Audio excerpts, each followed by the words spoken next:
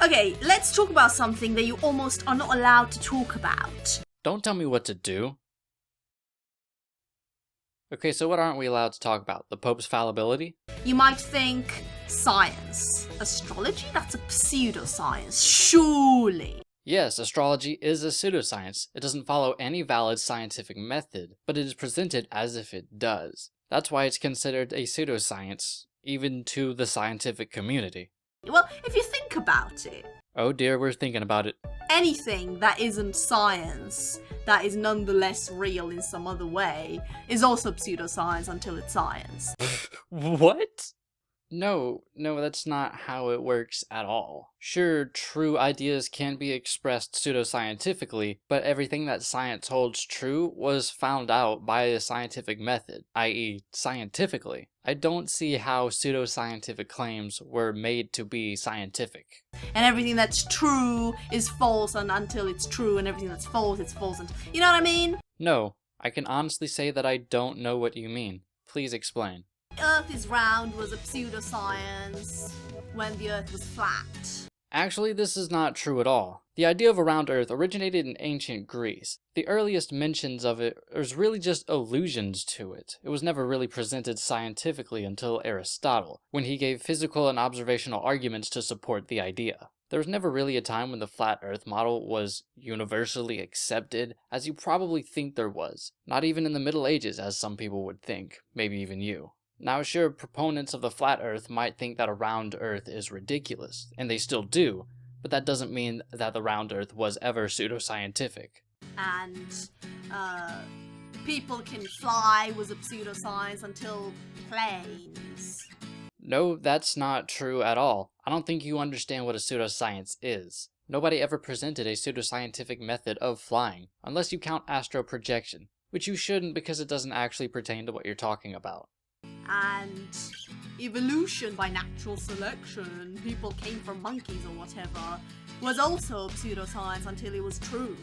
First of all, there's no single point when any idea becomes true. It's either always true or it's never true. We may come to think of ideas as true and think of other ideas as not true, but that doesn't mean that it was true then and not true before then. However, the idea of evolution was actually pseudoscientific at first. That's only because Aristotle explained it in a theological way. That's it. And as such, modern science rejected the idea and found new evolutionary explanations based on observable evidence. Humanity has got an awkward track record of changing its mind about the most fundamental things in the universe. Yes, that's true, but it's not actually a bad thing. See, sometimes we have bad ideas, or wrong ideas, and we have a system of disproving and rejecting bad and wrong ideas. A lot of these things aren't easy to figure out, so it makes sense that we'd have a system to go through explanation by explanation until we find the most reasonable explanation. So any impression that there is a reliable string of truths is merely an illusion. What? What? Now, there are huge debates all the time, especially in the realm of theoretical physics and whatnot, about the ultimate truth, the ultimate meaning, the theory of everything, the concept of God, what came before the first thing, or what came before the thing that made the first thing. This sort of fundamental, existential debate. While these sorts of debates do happen, they are not scientific, and science does not concern themselves with it. That sort of thing is not observable or testable, and as such, science takes no stance on it. It doesn't concern itself with it. That's more of a philosophical idea. Let's talk about astrology. Let's talk about how in the environment of thinking logically and thinking scientifically, astrology can ascend from the current state of pseudoscience to an actual reality. Nothing can become a reality. It either is a reality or it isn't. And we either recognize it as an explanation or we don't. That recognition does not make it any less or more true. But the only way astrology can become scientific is if it uses a valid scientific method and is shown to be correct.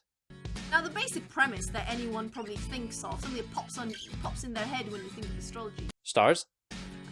is the concept of the outer environment that is outside of your room, outside of planet Earth, and into the solar system, can have a tremendous connection somehow with everything else in your life, right? That is the thing that pops into your head. Don't tell me what pops into my head.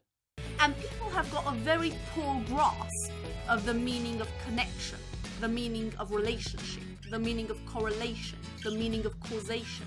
People don't understand that. Well, I have a good grasp of it, so you can argue with me now. But the vast majority of people, based on such thing as called common sense, continuously and consistently misuse these concepts of connection, relationship, correlation. Yes, people do fallaciously misunderstand the difference between correlation and causation. And in simple terms, one could say that astrology is about the correlation of the cycle of planets, because the Earth goes around itself. I think we can accept that. The Earth goes around the Sun. We can accept that. The planets go around the Sun. You know what I mean? There's a cyclical character that you can't really deny. There's also a cyclical character to people's lives, to people's bodies, to the inherent processes and phenomena that define the environment. And the correlations are different in what causes them, as it were.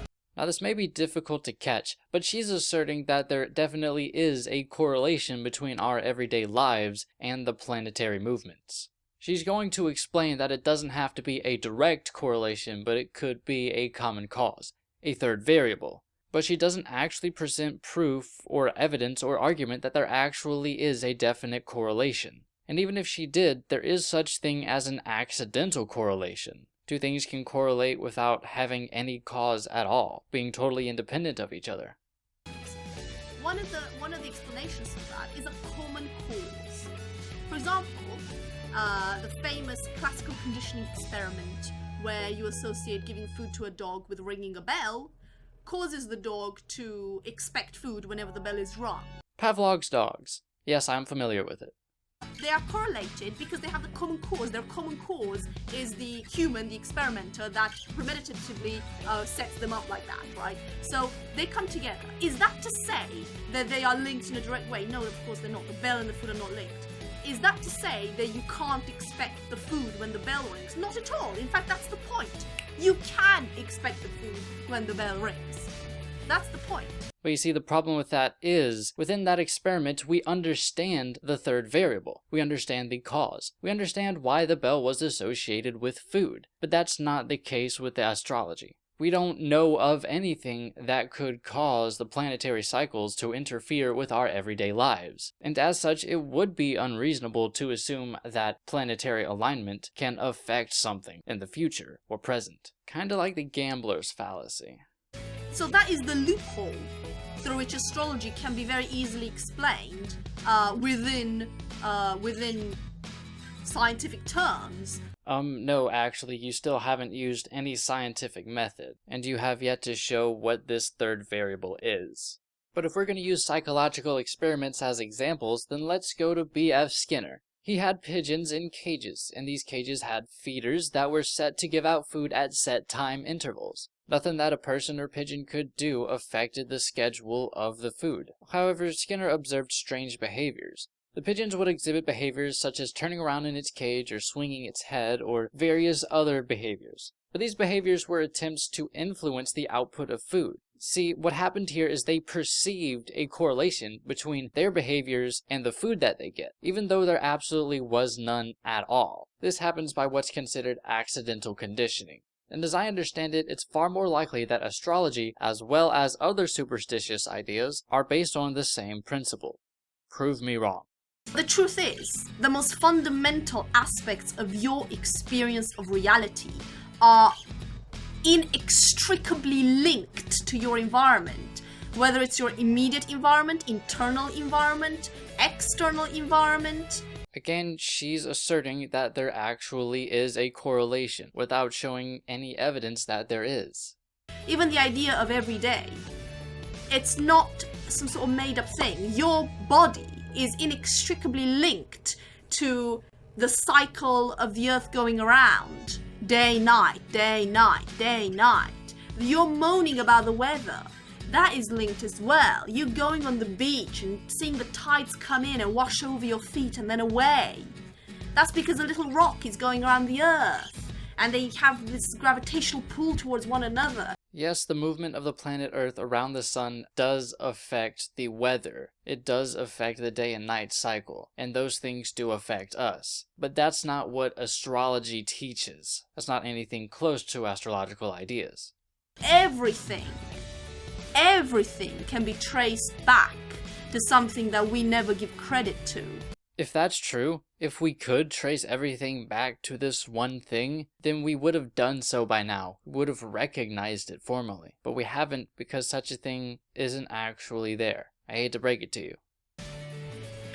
And that's where the predictability element comes in. Now, if I were to ask you, how confident are you that there's going to be another day tomorrow, that the sun will come up again, or that the sun will go down again? 99 out of 100. You'd say 100%, it's certain. You know, what a stupid question. It's been happening for so long, it's going to keep happening for a long time. Why would you even ask that? It's a stupid question. Of course it's going to happen. No person in their right mind would doubt it. And yet people are reluctant to think that you can predict things with any certainty into the future.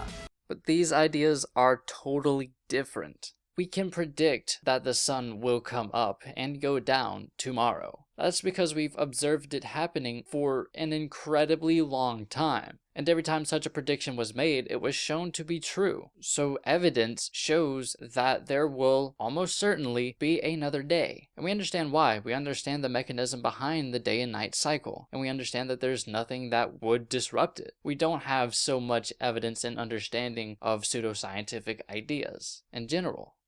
There's this illusion of the present time and of things unfolding. Yet if you know these scientific facts to be true, if you know that the sun will do the same thing it's always done and the earth will do the same thing it's always done, or at least for the foreseeable future, then you do have the right to say, yes, I'm 100% confident that the sun will go up tomorrow and there'll be another day and there'll be another night. I'm totally confident of that, you know? So why this reluctance to call pseudoscience anything that alludes to our subjective experience of reality being connected to our environment? And if our environment is predictable, then why shouldn't we be? Those things are not related at all. We are predictable to an extent. For the vast majority of us, if we're exposed to high temperatures, we sweat. But if we're exposed to low temperatures, we shiver. That kind of stuff we can observe and we can predict. But the idea that being born in July makes you more emotional, that has not been shown, that has not been observed, and you cannot make accurate predictions based on that other than Barnum statements. Basic statements to support that conclusion is, of course, the nature of our free will. What does that have to do with astrology? Now, free will is a whole different topic for a whole different outrage of the month that I'm going to do in the future. Alright, then I'm not gonna bother with it. Anyways, that's all I got for today. I hope I gave you new insights or something. Anyways, it's not unreasonable to be superstitious, but I do want you to think about the things that you believe in. I hope you have a wonderful day. Goodbye.